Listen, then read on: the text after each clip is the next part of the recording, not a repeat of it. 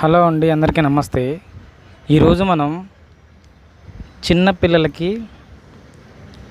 చిన్నపిల్లల నుంచినే పెద్ద వయసు దాకా ఎలా ఎడ్యుకేషన్ నేర్చుకుంటారు, మనం ఎలా నేర్పించాలి అన్న దాని గురించి మనం ఈరోజు వీడియో అయితే చేయడం జరుగుతుంది.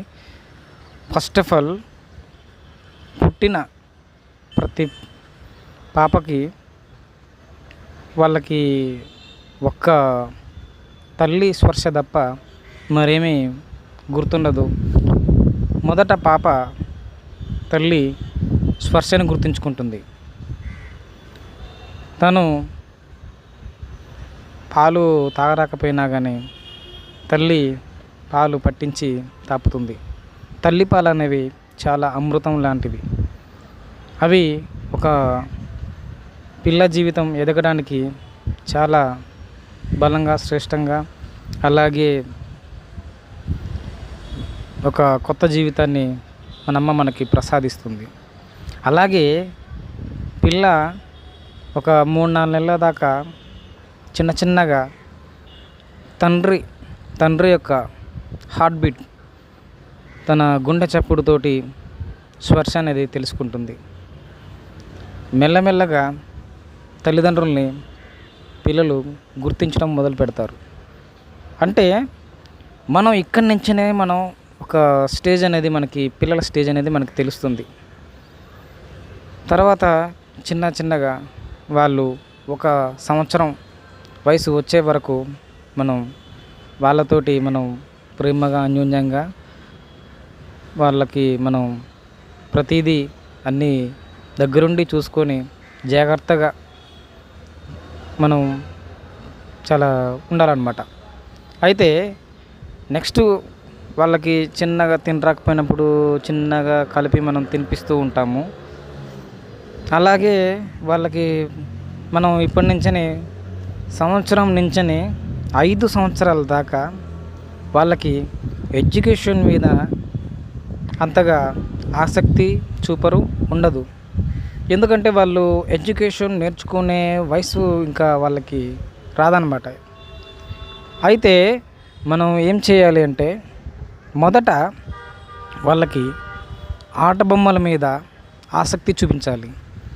వాళ్ళకి మంచిగా వాళ్ళతోటి టైం స్పెండ్ చేస్తూ వాళ్ళకి ఒక కొత్త ఊహాలోకం అన్నమాట.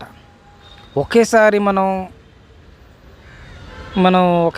మనం జీవితం గురించి ఎంత చెప్పినా కానీ వాళ్ళకి అర్థం కాదు. అర్థం కాని స్టేజ్ కాబట్టి మనం పెద్ద విషయాలైనా కానీ, లేకపోతే మాటలైనా కానీ, అలాగే ఇంకా వాళ్ళు నేర్చుకునే స్టేజ్ కాబట్టి, వాళ్ళు అర్థం చేసుకోలేని వయసు కాబట్టి, వాళ్ళు మనం చెప్పేది మనకి చిన్నవి మనం ప్రేమగా వాళ్ళతోటి మంచిగా ప్రతిదీ దగ్గరుండి మనం చూపిస్తుంటే వాళ్ళు చిన్నగా నేర్చుకునే స్టేజ్ కాబట్టి 5 సంవత్సరాల దాకా వాళ్ళకి ఇంట్రెస్ట్ చూపించేటట్టు మనం చేయాలి. ప్రతిదీ వస్తువుల మీద, తినే ఫుడ్ మీద, అలాగే చిన్నగా మెల్లమెల్లగా మన బాబాయ్, మనమ్మ, మన పెదనాన్న, చిన్నమ్మ, అలాగే పెద్దమ్మ, పెద్దయ్య, అలాగే ప్రతిదీ వాళ్ళకి చిన్నగా నేర్పాలి.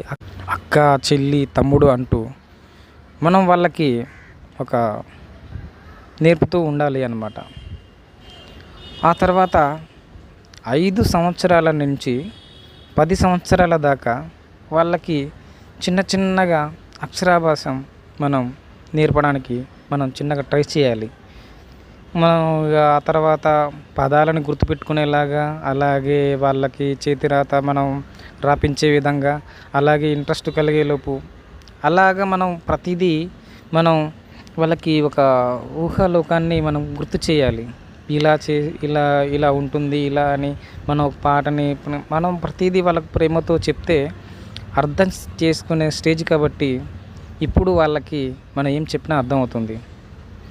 5 నుంచి 10 సంవత్సరాల దాకా మెల్లమెల్లగా వాళ్ళకి ప్రేమతో ఎడ్యుకేషన్ అనేది నేర్పాలి. వాళ్ళని కొట్టి లేకపోతే వాళ్ళు వాళ్ళు బాగా చదువుతున్నారు, నువ్వు చదవట్లేదు అంటే వాళ్ళకి ఏంటంటే ఇంట్రెస్ట్ కలిగే టయాన్ని మనం వాళ్ళకి ఇంట్రెస్ట్ వచ్చేది మనకు అర్థమైపోతుంది ఆటోమేటిక్గా తల్లిదండ్రులకి. ఏ వయసు నుంచని ఏ వయసు దాకా పిల్లలకి ఊహా జ్ఞానం అనేది ఉంటుందనేది ఖచ్చితంగా మనం తెలుసుకోవాలి. తెలుసుకున్న తర్వాతే అక్షర భాష మనం నేర్పాలన్నమాట. ఆ తర్వాత చిన్న చిన్నగా వాళ్ళకి 10 సంవత్సరాల 10 సంవత్సరాల కాంచెని మళ్ళీ 20 సంవత్సరాలు వచ్చేదాకా ఇంకా వాళ్ళకి ఎడ్యుకేషన్ అనేది మనం చిన్న చిన్నగా అలవాటు చేయాలి. అలవాటు చేసిన తర్వాత వాళ్ళు చదవటం కానీ, రాయటం కానీ, అలాగే మనం ప్రతిదీ వాళ్ళ మీద మనం ఇది చూడు ఇలా ఉంటుంది, అది చూడు అలా ఉంటుంది, ఇలా స్టోరీ ఇలా ఉంటుంది, మన జీవితం అలా ఉంటుంది, ఇలా మారింది. వాళ్ళకి ఇప్పుడు కొత్త ఊహాలోకం కాబట్టి ఇది వరి పైరు, ఇది ఇది పండు, ఇలాంటి ప్రతిదీ ఏ విషయమైనా ఇది చెట్టు, ఇది మొలక, ఇది గింజ వేస్తే మొలుస్తుంది, ఇలా జరుగుతుంది, వాటికి నీళ్ళు పోయాలి అని వాళ్ళకి మనం ముద్దుగా నేర్పుతుంటే వాళ్ళకి అలవాటు చేసుకుంటూ ఉంటారు. అలాగే తినడం కానీ, మాట్లాడడం కానీ, చేయడం కానీ ప్రతిదీ వాళ్ళకి ఒకటి వాళ్ళకి అప్పుడు ఊహాలోకం వస్తుంది కాబట్టి వాళ్ళు మనం చెప్పింది అర్థం చేసుకునే స్టేజ్ కాబట్టి మనం వాళ్ళకి ఎడ్యుకేషను ఖచ్చితంగా వంటపడుతుంది. ఇక ఎడ్యుకేషను ఖచ్చితంగా ప్రతి ఒక్కరి జీవితంలోన అది అవసరం. ఇప్పుడు ఉన్న కాలంలోన ఖచ్చితంగా మనం తెలుసుకోవాలి. ఎందుకంటే ఇప్పుడు మనం ఎక్కడైనా మనం పని చేయాలన్నా కానీ, లేకపోతే మనం ఎవరి దగ్గరైనా ఏదైనా అప్పుగా డబ్బులు తీసుకున్నా కానీ, లేకపోతే మనం ఏదన్నా ఉద్యోగం చేయాలన్నా కానీ, లేకపోతే మనం కనీసం మనం ఈ ఊరు నుంచి ఇంకో ఊరికి ఆ బస్సు ఎక్కడికి వెళ్తుంది, లేకపోతే ఎంత దూరం ఉంటుంది, మనం ఇంట్లోది ఇప్పుడు కేజీ బియ్యం ఎంత ఉన్నాయి, కూరగాయల రేట్ ఎంత ఉంది, అలాగే లెక్కలు అనేవి ప్రతిదీ వాళ్ళకి చిన్న చిన్నగా మనం అర్థమయ్యే రీతిలో మనం చెప్పాలి. అరకులో దానికి డబ్బులు ఎంత ఇవ్వాలి, పావు కిలోకి ఎంత ఉంటుంది, ఎస్టిమేషన్ వాళ్ళు వేసుకునే విధంగా వాళ్ళకి ఊహలోకం. ఒక్కోసారి మనం డబ్బులు ఇప్పుడు సపోజ్గా మన జేబులో ఒక 10,000 ఉన్నాయనుకో, లెక్క పెట్టడం, లేకపోతే కనీసం ఎట్లా మనకి ప్రతిదీ ఇప్పుడు వాళ్ళకి ఇష్టంగా నేర్చుకునే టైం కాబట్టి వాళ్ళకి ఎడ్యుకేషన్ అనేది చిన్నగా అలవాటు చేయాలి. అలవాటు చేసిన తర్వాత వాళ్ళు చిన్నగా చదవటం, రాయటం నేర్చుకున్న తర్వాత వాళ్ళ భవిష్యత్తుని వాళ్ళు ఎంచుకోవడం మొదలు పెడతారు. అలాగే జీవితంలో వాళ్ళు చిన్న చిన్న పొరపాట్లు చేస్తూ ఉంటారు. అయినా కానీ వాళ్ళని మనం ప్రేమగా బుజ్జగిస్తూ అలా చేయొద్దు, ఇలా చేయాలి, అలా కాదు, ఇలా ఉంటుంది, ఇలా ఇలా మోసం చేస్తారు, ఇలా అని మనం ఆ టైం నుంచే మనం చెప్పుకుంటే వాళ్ళకి అర్థమవుతుంది. ఎవరు ఏ విధంగా చూస్తారు, ఎలా మాట్లాడతారు, ఎలా ఉంటుంది అనేది మనం 1-2 సార్లు చెప్పాలి. ఎవరన్నా కొడితే చెప్పాలి నాన్న, ఎవరన్నా ఏమన్నా అంటే చెప్పాలి నాన్న, అలాగే అని ప్రతిదీ వాళ్ళని కొట్టి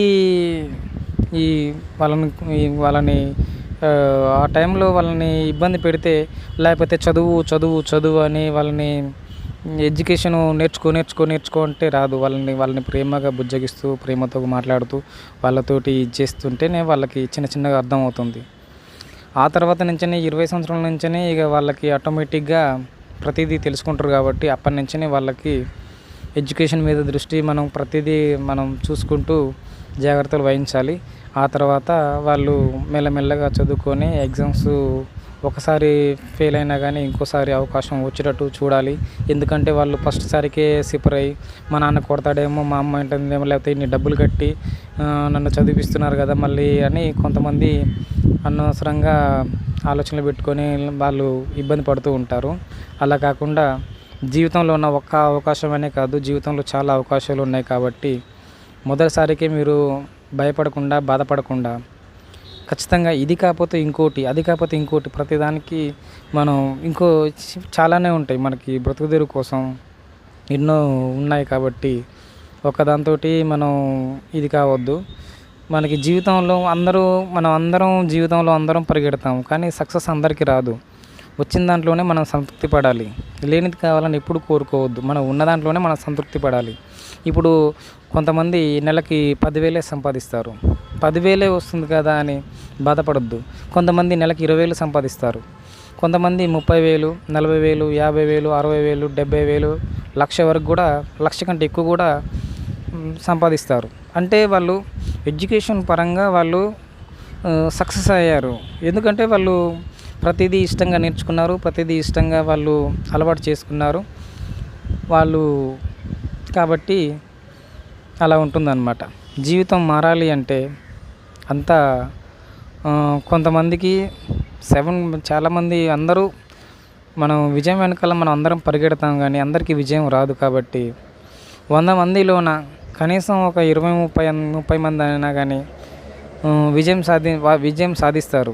మిగతా 70 మంది ఏదో ఒక వ్యాపారం చేసుకుంటూనో లేకపోతే ఏదో ఒక పని చేసుకుంటూనో బ్రతుకు చూపించుకుంటారు.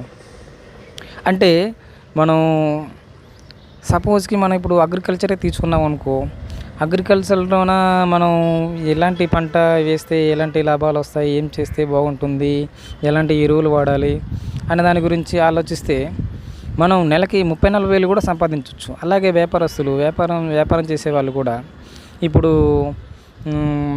మంచిగా వాళ్ళకి మంచి పంట వాళ్ళ చేతికి వస్తే వాళ్ళు అమ్మడానికి కూడా వాళ్ళకి రేట్లు కూడా మంచిగానే వస్తే వాళ్ళకు కూడా మంచి లాభాలు వస్తాయి.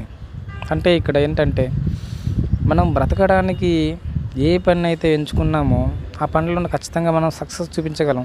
చాలామంది ఎన్నో వర్క్స్ ఉన్నాయి, పెయింటింగ్ వర్క్ ఉంది, కరెంటు పని ఉంది, లేకపోతే ఎన్నో రకాల పనులు ఉన్నాయి, ఎన్నో రకాల బిజినెస్లు ఉన్నాయి, ఎన్నో రకాల ఎడ్యుకేషన్ పరంగా చాలానే ఉన్నాయి. కాబట్టి ఎప్పటికైనా జీవితంలో ఒకటే ఆప్షన్ అనేది మనకి ఉండదు. కాబట్టి ఒకటి కాకపోతే ఇంకోటి మనం ఇదే కావాలి, ఇదే సాధించాలని అట్టేమీ లేదు జీవితంలో.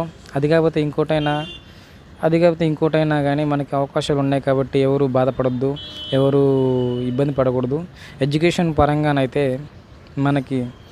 మనం నేర్చుకున్న దాన్ని బట్టే ఉంటుంది మన జీవితం, మనం చదువుకున్న దాన్ని బట్టే ఉంటుంది మన జీవితం. అలాగే మనం ప్రతిదీ మనం అలవాటు చేసుకునే దాన్ని బట్టి ఉంటుంది. మన యాటిట్యూడ్ అయినా మన బిహేవియర్ అయినా, మనం ఎంత చదువుకున్నా కానీ మన యాటిట్యూడ్ మన బిహేవియర్ సరిగా బాగలేదనుకో, దానివల్ల కూడా మనం చాలా కోల్పోవాల్సి వస్తుంది. మనకి మొదటి నుంచే మన క్రమశిక్షణ, అలాగే మనం నేర్చుకోవాలన్న తాపత్రయం, తెలుసుకోవాలన్న కుతూహలం ఉంటే ఖచ్చితంగా ఏ మనిషి అయినా మరింత బాగుంటుంది. అంటే వాళ్ళకి ఖచ్చితంగా తెలుసుకోవాలి, నేర్చుకోవాలి, ఇంకా ఏదైనా చేయాలి అన్న తాపత్రయం ఉన్న వాళ్ళకి ఖచ్చితంగా ఏదో ఒక లైఫ్ సెటిల్ అవుతుంది. కాబట్టి మనం మొదటి నుంచి నేర్చుకుంటూనే వస్తుంది. మనం జీవితం అనేది సగం పోయిన తర్వాత మళ్ళీ రావాలంటే రాదు. కాబట్టి ఉన్న జీవితంలోనే మనకి ఉన్న టైంలోనే మనం సేవ్ చేసుకోవాలి. అలా మనం సరదా కోసం, సంతోషాల కోసం మన స్వార్థం మనం చూసుకుంటూ మనకి ఇంకా ఏముందిలే మనకి అని అనుకుంటే రేపటి రోజులల్లో నువ్వు నీ భార్య పిల్లలు బ్రతకడానికి ఎంత ఇబ్బంది పడతారో, ఎంత అవస్థ ఉంటుందో అనేది అప్పుడు తెలియదన్నమాట. అందుకోసమే చదువుకోవాలని చెప్పేది.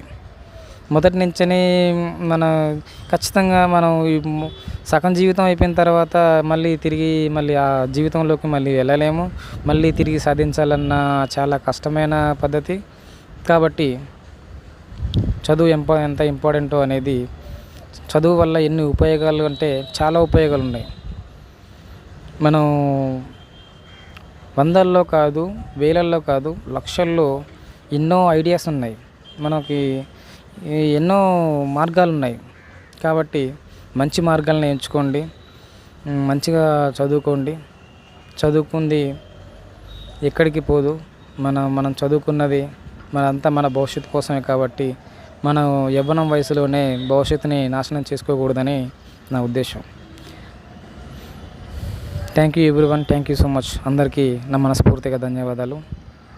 మరిన్ని మంచి వీడియోస్ చేయడానికి నాకు మరింత అవకాశం ఇవ్వాలని నేను మనస్ఫూర్తిగా కోరుకుంటున్నాను. Thank you so much friend.